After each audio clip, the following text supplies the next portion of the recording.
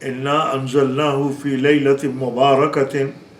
انا کنا منذرین فیہا یفرق کل امر حکیم امرا من عندنا انا کنا مرسلین رحمتا من ربک انہ هو السمیع العلیم رب السماوات والارض وما بینہما ان کنتم موقنین لا الہ الا هو یحیی ویمیت ربکم ورب آبائکم الاولین فارتقب یوم تأتی السماء بدخان مبین یغشی الناس هذا عذاب علیم۔ السلام علیکم ورحمۃ اللہ وبرکاتہ۔ آج زوم میں اس وقت جتنے بھی لوگ میرے بھائی اہل ایمان یہاں پر جمع ہیں، ایک اعتبار سے آج کا اجتماع جو ہے، جمعہ کے اجتماع تو ہم لوگ مجبوراً نہیں کر سکے، لیکن ہمارے دوستوں نے جمع ہونے کی ایک راہ یہ نکالی کہ ہم زوم میں جمع ہو کے اور دین کی بات جو ہے وہ ہم کریں اور سنیں۔ آج آپ کو معلوم ہے کہ یہ شعبان کا مہینہ ہے، اور اس کی سب سے بڑی فضیلت تو یہ ہے کہ یہ 2 مہینوں کے مبارک مہینوں کے درمیان میں ہے۔ ایک مہینہ مبارک رجب کا ہے اور ایک مہینہ رمضان کا ہے، یہ ان دونوں کے درمیان ہے۔ تو جو لوگ یہ کہتے ہیں کہ اس مہینے کی کوئی فضیلت نہیں، تو اس کی یہی ایک بہت بڑی فضیلت ہے کہ یہ دونوں مبارک مہینوں میں گھرا ہوا ہے۔ آپ برسوں سے سنتے چلے آئے ہیں آج رات کی شب کی فضیلت۔ اس رات میں اللہ تعالیٰ آسمان دنیا پر نزول اجلال فرماتے ہیں، اور اللہ تعالیٰ اپنے بندوں کو پکارتے ہیں کہ ہے کوئی سوال کرنے والا کہ جس کا میں سوال پورا کروں، ہے کوئی مجھ سے رزق مانگنے والا کہ جس کو میں رزق دوں، ہے کوئی مجھ سے شفا مانگنے والا کہ میں جس کو شفا دوں، ہے کوئی یونس علیہ السلام کی طرح مچھلی کے پیٹ میں جیسے گر گئے تھے مصیبتوں میں گھرا ہوا کوئی شخص ہو تو میں اس کی مصیبت کو دور کروں۔ اللہ تعالیٰ ندا فرماتے ہیں، اور صبح تک یہ آسمان دنیا پر اللہ تعالیٰ کی ندا جو ہے وہ جاری رہتی ہے۔ یہ تو آپ ہر سال سنتے چلے آئے ہیں، لیکن آج میں آپ سے بالکل مختلف گفتگو کرنا چاہتا ہوں، اور وہ گفتگو یہ ہے کہ اس سورت کا نام ہے سورہ دخان،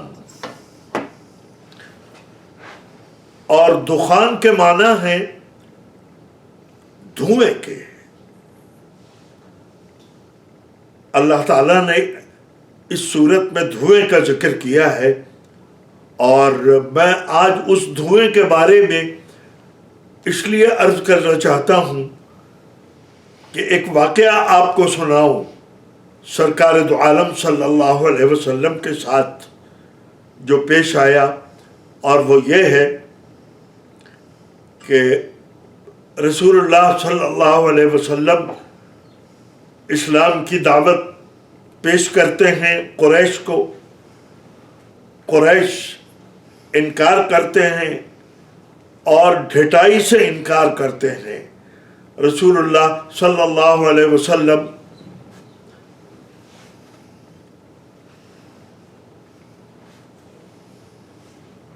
رسول اللہ صلی اللہ علیہ وسلم ان کو دعوت پیش کرتے ہیں اور نہ صرف انکار کرتے ہیں قریش والے، بلکہ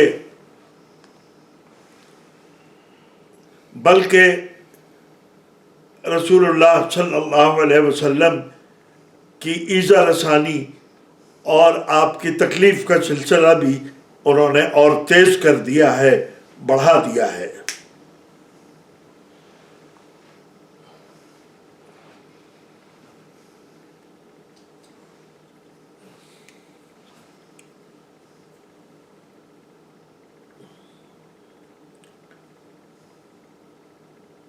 یہاں تک کہ سرکار دو عالم صلی اللہ علیہ وسلم قریش کی اس روش سے تنگ آ گئے اور آپ نے قریش والوں کے لیے بد دعا فرمائی اور ایسی بد دعا فرمائی کہ اے پروردگار، ان قریش والوں پر ایسا قحط مسلط فرما دے جیسا یوسف علیہ السلام کے زمانے میں مصر کی قوم پر تو نے قحط مسلط فرمایا تھا۔ رسول اللہ صلی اللہ علیہ وسلم کی دعا قبول ہوئی اور مکے والوں پر اللہ نے قحط بھیجا، اور ایسا قحط کہ جس کی کوئی نظیر اور مثال نہیں ملتی۔ روایات میں آتا ہے کہ اتنا قحط پڑا، کھانے پینے کی چیزیں اتنی ختم ہو گئیں کہ مکے کے لوگ مردار کھانے پر مجبور ہو گئے، ہڈیاں کھانے پر مجبور ہو گئے، اور یہاں تک کہ بڑے بڑے جو قریش کے سردار تھے، اور جو رسول اللہ، اس کو ذہن میں رکھیے جو بات میں کہنا چاہتا ہوں، یہ رسول اللہ صلی اللہ علیہ وسلم کا مذاق بھی اڑاتے ہیں، آپ کی دعوت کا بھی مذاق اڑاتے ہیں، آپ کے لائے ہوئے دین کا بھی مذاق اڑاتے ہیں اور ٹھٹا اڑاتے ہیں، استہزاء کرتے ہیں، اور اللہ نے یہ بد دعا قبول فرمائی۔ مکے والوں پر اللہ نے قحط کو مسلط کر دیا، اتنا قحط آ گیا کہ پھر یہی مکے والے مجبور ہوئے اور ابو سفیان اور دوسرے بڑے سرداروں کی قیادت میں رسول اللہ صلی اللہ علیہ وسلم کی خدمت میں حاضر ہوئے، اور حاضر ہو کے خط بھی لکھا پہلے، اور اس کے بعد حاضر ہوئے اور یہ کہا کہ آپ اللہ کے نبی ہیں، آپ اللہ کے پیغمبر ہیں جیسا آپ کہتے ہیں۔ اگر آپ سچے نبی ہیں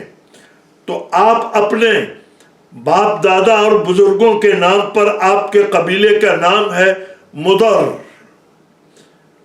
آپ ان کے نام پر کم سے کم ہمارے لیے دعا کر دیں کہ اللہ تعالیٰ اس عذاب کو جو ہم پر آیا ہے یہ ٹل جائے۔ سرکار دو عالم صلی اللہ علیہ وسلم نے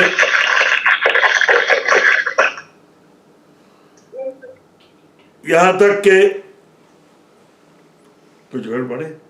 نہیں، آپ چلاتے رہے۔ یہاں تک کہ رسول اللہ صلی اللہ علیہ وسلم نے، آپ رحمت للعالمین ہیں، اس خیال سے کہ شاید یہی ایک واقعہ ایسا ہو کہ جو ان کے دل پھیرنے کا سبب بن جائے، اور یہی ایک واقعہ ایسا ہو جائے کہ جس سے ان کے دل اسلام کی طرف پھر جائیں۔ اس لیے آپ نے دعا فرمائی، اور جب دعا فرمائی تو اللہ نے ان کا قحط دور فرما دیا، اور ان پر رحمت کی بارش برس گئی، اور ان کا قحط دور ہو گیا، ان کی بھوک دور ہو گئی، ان کا افلاس دور ہو گیا، ان کی بیماری دور ہو گئی جو لگی تھی۔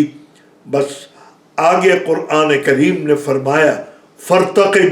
یوم تأتی السماء بدخان مبین، اللہ تعالیٰ فرماتے ہیں ان سے کہیں انتظار کریں، ایک دھواں آئے گا، آسمان پر ایک دھواں آئے گا اور وہ دھواں تمام لوگوں کو ڈھانپ لے گا، اور وہ دھواں نہیں ہوگا، وہ اللہ کا دردناک عذاب ہوگا۔ فارتقب یوم تأتی السماء، اور آگے فرمایا انا کاشف العذاب قلیلا انکم عائدون، اور یہ بھی کہیے کہ ہم اس وقت آپ کی دعا سے ان کے اوپر کا عذاب ٹال رہے ہیں، لیکن ہم یہ بھی بتا دیں کہ یہ اس معمولی سی مہلت جو ان کو ملی اور بارش ان پر برس گئی، یہ سیدھے ہونے والے نہیں ہیں، یہ پھر اپنی اسی روش پہ لوٹ کے آئیں گے۔ انا کاشف العذاب قلیلا انکم عائدون۔ اور اللہ تعالیٰ فرماتے ہیں یوم نبطش البطشۃ الکبریٰ، پھر اگر یہ پھر دوبارہ اپنے روش پر لوٹ کے چلے گئے، اللہ تعالیٰ فرماتے ہیں میں پھر ایسی پکڑ پکڑوں گا ان کی کہ پھر یہ میری پکڑ سے باہر نہیں جا سکتے۔ اللہ تعالیٰ فرماتے ہیں ان بطش ربک لشدید، اللہ کی پکڑ بہت سخت ہے۔ میرے دوستو، میرے زوم کے تمام بھائیوں جو اس وقت میرے مخاطب ہیں، میں ان کو یہ بتانا چاہتا ہوں، اس وقت مکے والوں کو دھواں نظر آتا تھا، جب بھوک لگتی ہے آپ تجربہ کر کے دیکھیے گا، اور مسلمان تو جانتا ہے بھوک کیا ہے۔ آنے والا مہینہ آپ کو بھوک ہی کی تعلیم دیتا ہے، آپ کو بھوک ہی کا سبق دیتا ہے، آپ کو بھوکا رہنے کے آداب سکھاتا ہے، آپ کو بھوکا رہنے کے اسلوب اور طریقے سکھاتا ہے۔ جب انسان کو بھوک لگے، سرکار دو عالم صلی اللہ علیہ وسلم شعب ابی طالب میں جب محصور ہو گئے اور 3 سال تقریباً محصور رہے، اس وقت شعب ابی طالب میں آپ اپنے ساتھیوں کے ساتھ موجود ہیں، اور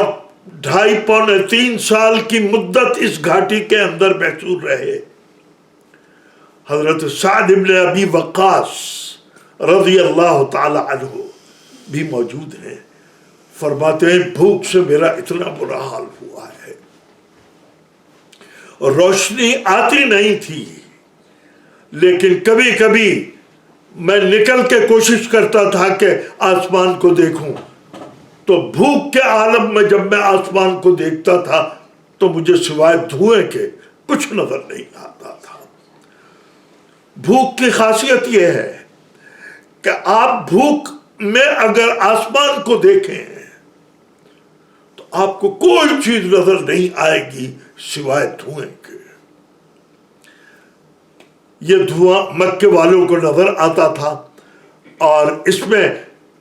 اس صورت میں اور ان آیتوں میں کئی پیشن گوئیاں کی ہیں۔ اللہ تعالیٰ نے ایک تو فرمایا کہ یوم نبطش البطشۃ الکبریٰ، پھر ہم ان کی پکڑ کریں گے، اور یہ بہت تھوڑی دیر کے لیے یہ لوٹ کے آئیں گے اور پھر اپنے روش پر پرانا واپس چلے جائیں گے۔ اِنَّا کَاشِفُ الْعَذَابِ قَلِيلًا إِنَّكُمْ عَائِدُونَ یوم نبطش البطش اِنَّا مُنْتَقِمُونَ، اور ہم اگر ان سے انتقام لیں گے تو وہ ایسا انتقام ہے کہ اس سے بڑا انتقام کوئی لینے والا ہے نہیں۔ میرے دوستو، میں اس وقت آپ سے اس لیے مخاطب ہوں کہ آج ساری دنیا جس وائرس کے لپیٹ میں ہے، ساری دنیا کو ایک ہی خطرہ نظر آ رہا ہے، اور وہ ہے بھوک۔ چاہے غریب ملک ہو ان کے آگے بھی نتیجہ بھوک ہے، اور چاہے امیر ملک ہو ان کے آگے بھی نتیجہ بھوک ہے۔ لہذا بھوک کے آثار نظر آنے لگے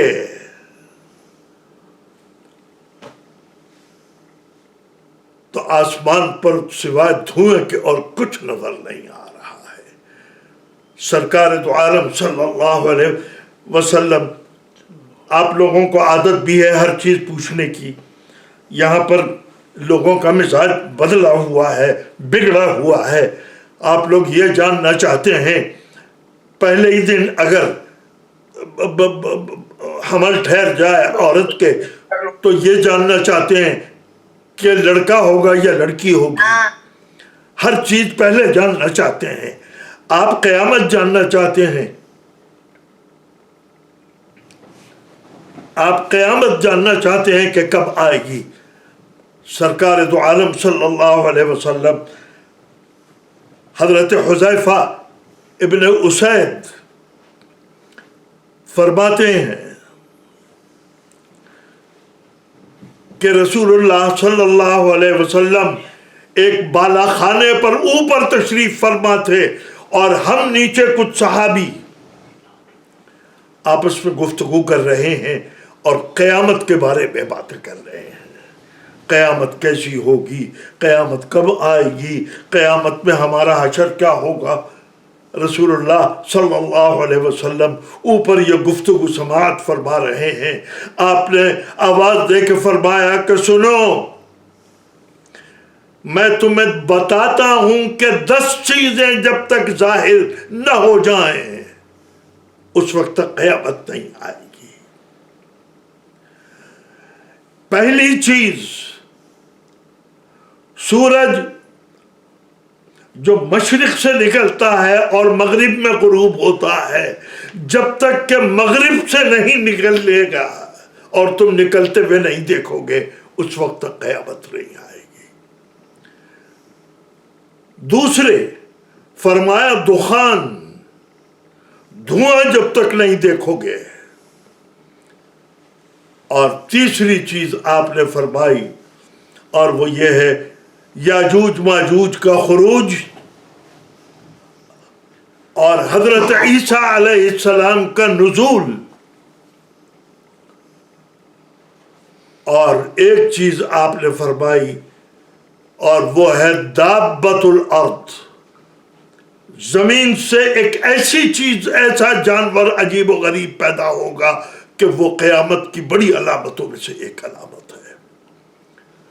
اور 3 چیزیں آپ نے فرمائی، خسف ارض، زمین میں دھس جانا، فرمایا کہ ایک زمین میں دھسنا مشرق میں ہوگا، ایک دھسنا مغرب میں ہوگا، اور ایک دھسنا جزیرت العرب میں ہوگا۔ یہ بھی علامتوں میں سے ایک علامت ہے۔ فرمایا کہ یہ جو دخان ہے، یہ جو دھواں ہے، یہ میں نہیں کہہ رہا ہوں، یہ سرکار دو عالم صلی اللہ علیہ وسلم فرماتے ہیں کہ قرب قیامت میں اللہ کی طرف سے ایک عذاب آئے گا دھوئیں کی شکل میں، جو اہل ایمان کے لیے صرف اتنی تکلیف اس میں ہوگی کہ اس میں اہل ایمان کو زکام ہو جائے گا۔ سرکار دو عالم صلی اللہ علیہ وسلم فرما رہے ہیں اہل ایمان کو زکام ہوگا، اور کافروں کو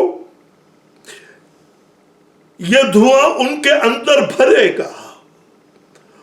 اور ان کے مسامات سے، یہ جہاں بال اگتے ہیں، ان کے بدن کے سوراخوں سے یہ دھواں ایسا نکلے گا کہ ان کے مسامات پھٹ جائیں گے۔ میرے دوستو، میں آپ کو یہ توجہ دلانا چاہتا ہوں، آج دنیا میں جو خبریں آ رہی ہیں، آپ ایمانداری سے، ضد کا اور ہٹ دھرمی کا تو میرے پاس کوئی علاج اور جواب نہیں ہے، لیکن ہاں ایمانداری سے آپ اگر پورے اعداد و شمار جمع کریں، آپ یہ دیکھیں اس وائرس سے ہلاک ہونے والوں کی تعداد کافروں کے مقابلے میں کتنی ہے، یہ آپ چائنا کو بھی دیکھ لیں، یہ آپ اور ملکوں کو بھی دیکھ لیں، یہ یورپ کو بھی دیکھ لیں، یہ اسپین کو اور اٹلی کو بھی دیکھ لیں، اور برطانیہ کو بھی دیکھ لیں۔ یاد رکھیے یہاں پر یہ عذاب کیوں آیا ہے۔ اسپین میں مسلمانوں کی حکومتوں کے زوال کے بعد جس طریقے سے اللہ کے گھروں کی بے حرمتی کی گئی، جس طرح مسجدوں میں کو استبل بنایا گیا، جس طرح گھوڑے اور گدھے باندھے گئے، جس طرح اللہ اور اس کے رسول سے دشمنی کی گئی، اٹلی میں بھی وہی حال ہے، اسپین میں بھی وہی حال ہے۔ لہذا سب سے زیادہ مرنے والوں کی اور ہلاک ہونے والوں کی تعداد اس وائرس سے وہیں پر ہے۔ اور برطانیہ جو ہمیشہ جو دشمنان اسلام اور جو رسول اللہ صلی اللہ علیہ وسلم کے دشمن ہیں، ان کو اپنے ملک میں ہمیشہ پناہ دے کے ان کی سرپرستی کر کے ہمارے نبی کی بے حرمتی کرواتا ہے، آج تیسرے نمبر پر وہ اگر متاثر ہے تو وہ سب سے زیادہ متاثر ہے۔ آپ پاکستان میں مرنے والوں کی اعداد و شمار دیکھیں، آپ مسلم ممالک میں مرنے والوں کی تعداد دیکھیں تو غیر مسلم کافروں کے مقابلے میں مسلمانوں کی تعداد بہت معمولی سی ہے۔ اس لیے میں عرض یہ کر رہا ہوں، حضرت عبداللہ ابن مسعود رضی اللہ تعالی عنہ فرماتے ہیں کہ ہما دخانان، یہ دو دھوئیں تھے، فرمایا ایک دھواں تو اہل مکہ پر آ چکا اور ایک دھواں وہ ہے جو قرب قیامت میں ظاہر ہوگا۔ فرمایا کہ یوم نبطش البطشۃ الکبریٰ، بطشۃ الکبریٰ جو ہے وہ بدر میں ہو چکا، اور جو پکڑ میں اللہ کی آئے بدر میں جو کافر مرے اور قریش مرے، یہ اللہ کی بڑی پکڑ تھی۔ اور اسی طریقے سے فرمایا کہ یہ دخان ہے، اور فرمایا کہ اس کی خاصیت یہ ہے پہلا دخان گزر گیا، دوسرا دخان جو ہے یہ آسمان اور زمین کے درمیان بھر جائے گا، اور پہلا یہ زمین و آسمان کے درمیان بھرے گا، وَلَا يُصِيبُ الْمُؤْمِنُ إِلَّا بِالزُّكْمَةِ، اور مومن کو کوئی تکلیف نہیں پہنچے گی سوائے زکام کے۔ اور وَأَمَّا الْكَافِرُ، اور کافر اس کے پیٹ میں یہ دخان بھر کے اور اس کے مسامات کو پھاڑ دے گا، اور پھر عدن کے گہرائی سے ایک آگ نکلے گی، اور وہ آگ جو ہے وہ ہکا کے لے جائے گی آدمیوں کو، اور اس کی صفت یہ ہوگی کہ جہاں پر لوگ رکیں گے وہاں وہ آگ بھی رکے گی، اور آرام کر کے جب چلیں گے پھر وہ آگ پھر ان کا پیچھا کرے گی۔